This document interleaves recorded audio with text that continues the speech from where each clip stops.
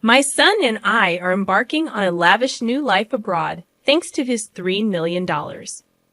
After the divorce, you won't be able to make ends meet, my mother-in-law sneered. Her demand for our address, coupled with the bizarre suggestion of licking her shoes, left me bewildered. What? I exclaimed.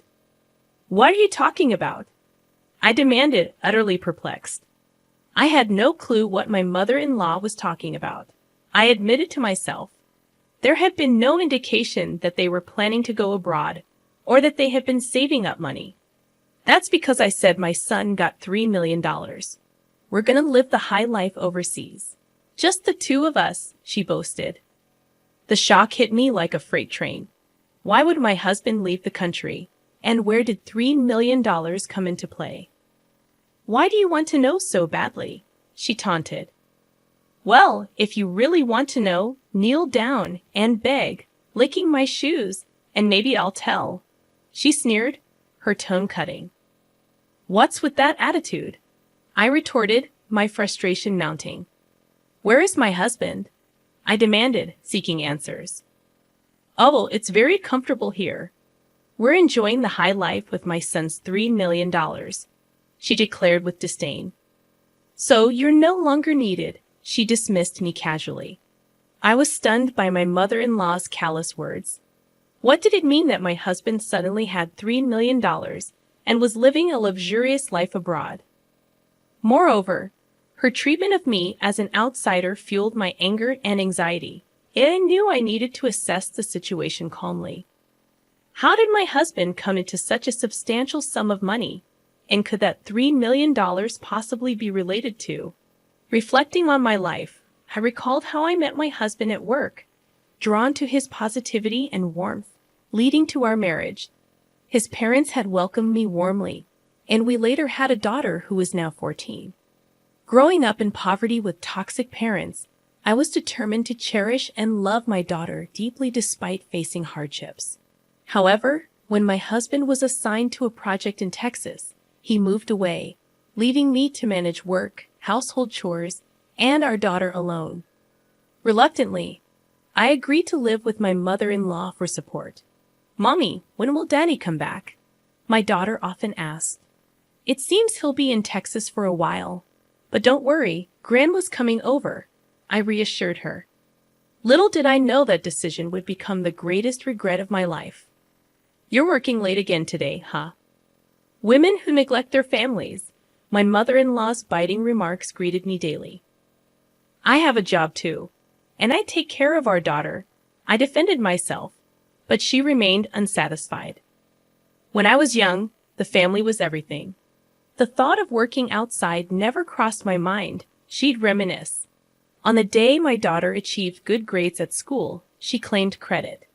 It's all thanks to me. What's the point of you? Maybe we don't need you around. Despite her minimal help with my daughter's homework, I had been the one primarily responsible for her education. Whenever I made a minor mistake in the kitchen, she would criticize me sharply. How did you and my son even survive before with such poor cooking skills? I'm doing my best, and everyone has their own way of doing things, I would retort, my patience wearing thin. She doesn't do her chores, she complained to my husband. Mom, she's working too. Please try to understand, my husband would interject. However, as we continued to live together, the relationship between my mother-in-law and me became increasingly strained. With my husband miles away, I felt more isolated. One day, feeling overwhelmed, I decided to call my husband to discuss the situation. Hello. You okay right now? Yeah, I'm good. What's up? It's kind of late. Well, your mom gave me a piece of her mind about house chores, and it's really getting to me. I'm sorry. Mom's always been a bit sharp-tongued, but maybe she has a point. Still, don't let it get to you too much. Just keep doing things at your own pace. Feeling somewhat reassured by my husband's words, I dedicated myself once again to our daily routine. However, as the days passed, the pressure from my mother-in-law continued to build, and I became more worn out every day. I eagerly anticipated my husband's return. Living with my mother-in-law without my husband around proved challenging, Initially, I coped by holding on to the remnants of his presence. But as days turned into weeks, her behavior became even more unbearable, and I felt crushed under the weight. She nitpicked everything I did from dawn till dusk and criticized me constantly. When I made my husband's favorite rice dish, she coldly remarked, "This tastes terrible. Who'd eat this?" Whenever I took a short break, she would chastise me with, "How can a woman who can't even handle household chores take a break?" I never had much confidence in housework. With my husband, he would just laugh off my little mistakes. In front of my mother-in-law, I realized I had no room for error. I think the way she treats me stems from her excessive love for her son. She seems unable to accept that he got married and moved away from her. This experience solidified my resolve never to become an overbearing parent like her. One day, after treating myself to a small shopping spree at a local mall, my mother-in-law got wind of it. When I got home, she was waiting for me at the entrance fuming. "How could you think of going out for fun when your husband isn't home? What do you think is happening with the household chores? I thought I needed a little break." A break? In this situation, all this trouble is happening because of your ineptitude. After that, I awaited a call from my husband, hoping that hearing his voice might lighten my mood. However, the content of his call was far from what I expected. "I've got some bad news. My work in Texas isn't going well. I got into gambling, and now I'm in a tight spot financially. I've also accumulated quite a debt." "What? Are you kidding me? Gambling? In debt? This is way out of line. What's going to happen to our future and our daughters?" "I'm sorry, really sorry. I feel stuck right now, but trust me, I'll find a way." "How? How do you plan to handle this? How much do you owe?" "I'm working on a solution." I always thought of my husband as a sincere person who would never gamble. He was always punctual for our dates, and after we moved in together, he always came straight home from work. He would always thank me whenever I cooked or did laundry. It's because he was so sincere and honest that I married him. But with him away and the constant criticism from my mother-in-law, my life felt unbearable. "I can't believe someone as useless as you married my son." My heart was sinking into despair. Since my husband started working away from home, I've been constantly criticized and blamed by my mother-in-law. And my husband's recent confession deepened the despair I felt inside. His debts, the gambling issues, followed by an onslaught of more criticism from my mother-in-law. I couldn't handle it anymore, and one night I left the house and found myself crying on a park bench. Then one day, my mother-in-law discovered a secret from my past. At dinner, she used it as ammunition against me. "So, I heard you used to work in a nightclub, huh? Shame on you for raising my grandchild after working in such a place. How did you find out about that?" I was telling an acquaintance about how useless my son's wife is and showed them a picture of you. They recognized you. Apparently, you weren't even good at that nightclub job. In my past, frustrated with a mother who never worked and always partied, I left my family home. Struggling for money, I found work at a nightclub. It was a time from before I married my husband, a secret I believed even he didn't know. I was at a loss for words. I had never imagined my mother-in-law would discover this about my past, and she continued to use the secret to berate me further. "I can't believe someone like you is the mother of my grandchild. I'll tell my son and have you kicked out." The depth of my despair grew even deeper. My married life with my husband, all the efforts I've made, and the future I had envisioned felt as if everything was taken away with her words. The communication from my husband dwindled. I feared he had started to doubt and suspect me. One night alone in my room, I reflected on my life, meeting my husband, our marriage and our current circumstances, and the constant blame and accusations from my mother-in-law. I felt I couldn't go on like this. I can't take it anymore. Whispering these words, I stepped out into the silent nighttime streets. The hushed streets echoed the hopelessness enveloping me. My mother-in-law's harsh words reverberated in my mind, my past, my secrets, and my present, all targeted by her criticism and blame. On a park bench, under a starless sky, I sat contemplating the darkness within my heart. Suddenly, a familiar voice approached. "Mom, why are you here?" My daughter sat beside me, holding my hand. "Mom, don't let Grandma get to you. You work hard at an IT company, and you've been through so much. You're strong." "Thank you, but maybe Grandma has a point." "Mom, Grandma's just stuck in the past. In today's world, you should be proud of any job you've done. I'm proud you worked at a nightclub, really." "Yes, because it shows you've always tried your best for us, no matter the circumstances. Don't let Grandma's words control you." My daughter's words warmed my heart, and tears streamed down my face. "Mom, you're working hard in IT now, right? That's amazing. I'll always be on your side, no matter what Grandma says."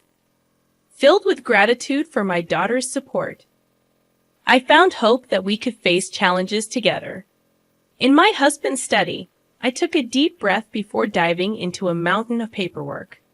I meticulously examined each document, seeking to unveil his secrets: bank statements, credit card bills, loan agreements.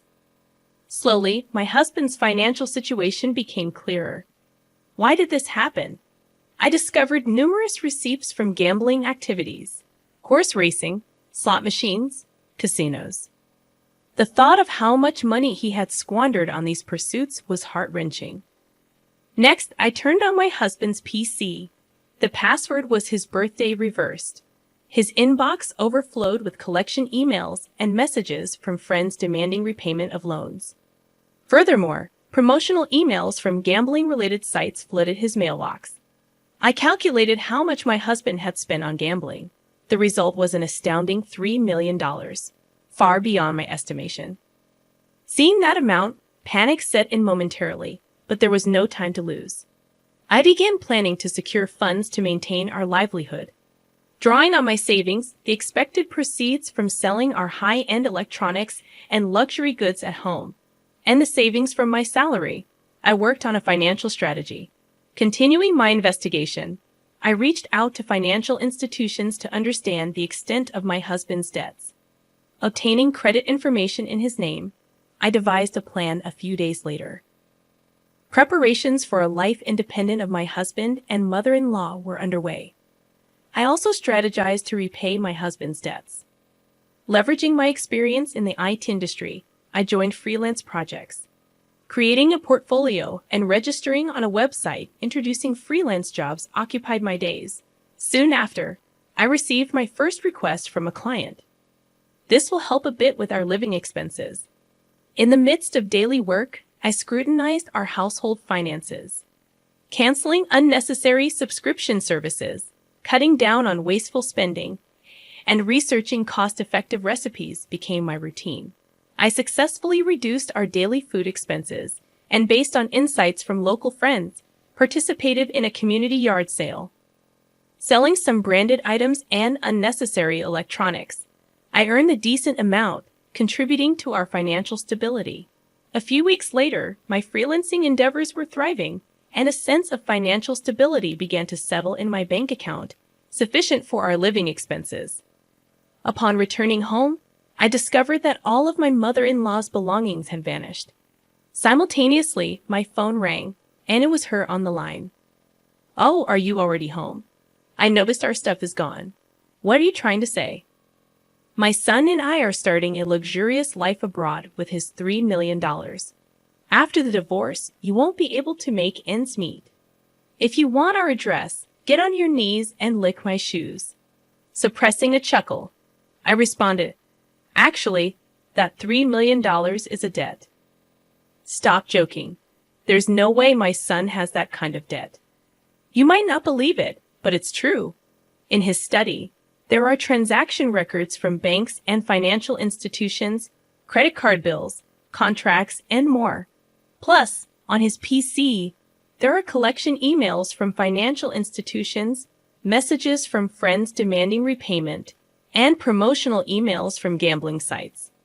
If you don't believe me, why don't you check? I just sent you photos of the evidence.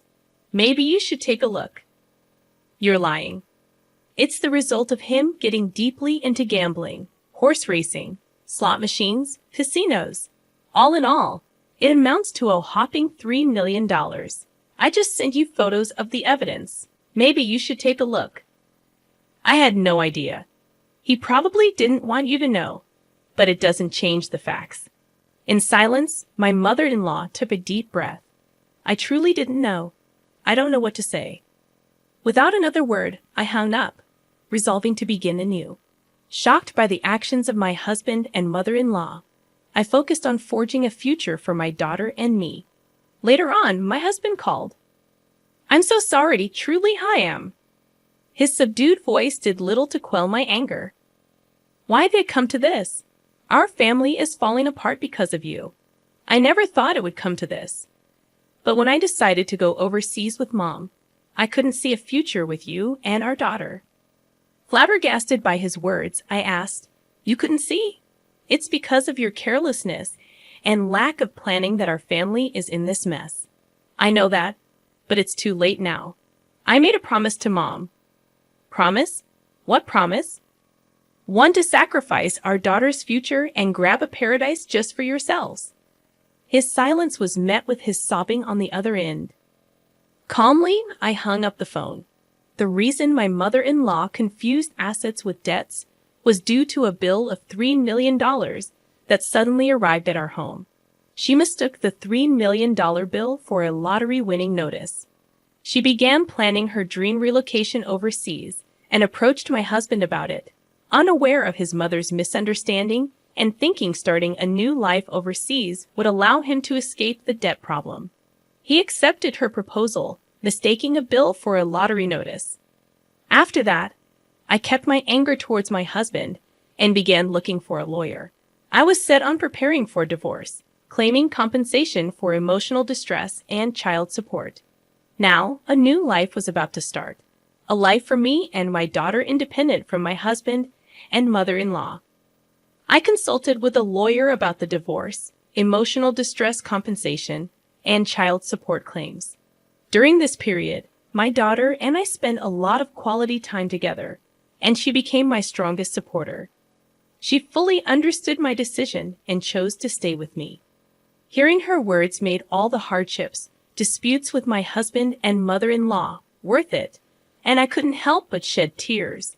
Meanwhile, my mother-in-law and husband were struggling with their life overseas. Despite starting a new life there, they apparently faced continuous problems due to a lack of preparation and financial issues.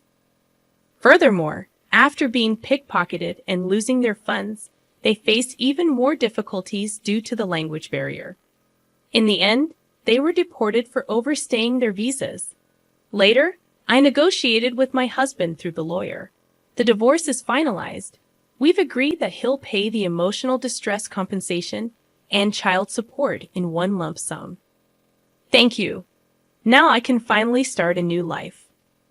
But all at once, wouldn't it be better in installments? He has been took on even more debt, seemingly borrowing money from some shady loan shark. I don't know what happened to him after that, and honestly, I don't care. After being evicted from her rental property and getting pickpocketed, losing all her savings, my mother-in-law ended up homeless upon her return to the U.S. My daughter and I started our new life. Sure, it wasn't always easy, but freed from my husband and mother-in-law, we could look to the future positively. I want to live happily, collaborating with my daughter who saved me from the depths of despair.